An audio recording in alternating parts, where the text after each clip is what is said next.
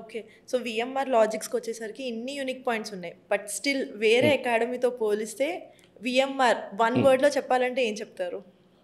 First thing teaching గుర్తుంటుంది మేము చెప్పేవి. మెయిన్ పాయింట్ ఏంటంటే మాకు మిగతా వాళ్ళకి తేడా ఏంటంటే ఎగ్జామ్లో అప్ టు ద మార్క్ మేము ఇస్తాం. అంటే ఎగ్జామ్లో షూర్ క్వశ్చన్స్ ఇస్తాం. ఓకే. ఫైనల్గా జాబ్ రావాలి మేడం. ఎక్కడ చేరిన ఏంటంటే జాబ్ కోసం ట్రై చేస్తాం అందరం. అయితే ఎక్స్పెక్టెడ్ క్వశ్చన్స్ అనేవి మేము ఇస్తాం.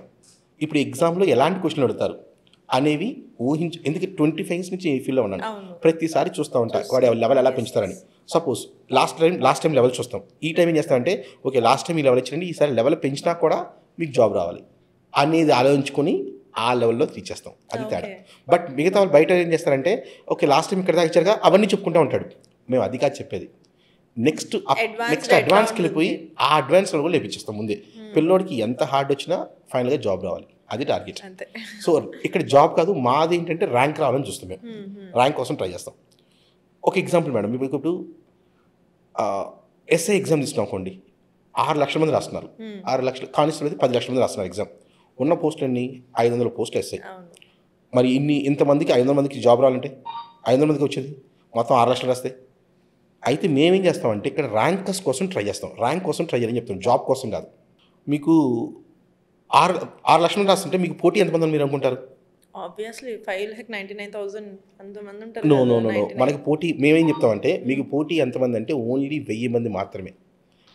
ఎందుకు అంటే మిగతా అందరూ కూడా ర్యాంక్ కోసం ట్రై చేయరు, జాబ్ కోసం ట్రై చేస్తున్నారు. మీరు ఇక్కడ చదివేది ర్యాంక్ కోసం చదువుతున్నారు. ర్యాంక్ కోసం చదివి అందరూ ర్యాంక్ కోసం చదవరు. ఇక్కడ ర్యాంక్ కోసం చదివేవాడు వేరే ఉంటాడు, జాబ్ కోసం చదివేవాడు వేరే ఉంటాడు. జాబ్ కోసం డిఫరెన్స్ ఏంటంటే ఫర్ ఎగ్జాంపుల్ ర్యాంక్ కోసం చదివేవాడు ఎలా ఉంటాడంటే ఇవాళ ఇది చేయాలని ఒక టైం టేబుల్ వేసుకుంటాడు, ఈ రోజు ఇవన్నీ చేయాలనుకుంటాడు. ఓకే. జాబ్ కోసం చదివనుకోండి వాడు టైం టేబుల్ వేసుకుంటాడు, ఈలోగా ఎవడు పక్కడు వచ్చి అరే మూవీకి వెళ్దాం పదా అంటే డైవర్ట్ వెళ్ళిపోతాడు.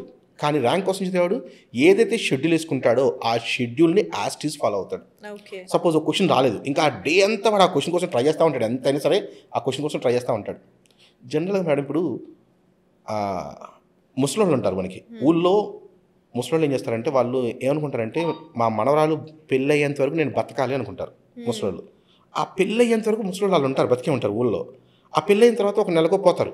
అంటే విల్ పవర్ చూస్తారా ముసలోళ్ళకి ఎలా ఉందో? ఒక మరణాన్నే శాసించింది విల్ పవర్. అలాంటిది నాకు ర్యాంక్ కావాలి అని స్టూడెంట్ మనసులో అనుకుంటే యంగ్స్టర్ చేయలేడా? మరణాన్నే శాసించగల విల్ పవర్కి ఒక ముసలోళ్ళకి ఉన్నప్పుడు యంగ్స్టర్ నీకు ఎంత ఉండాలి?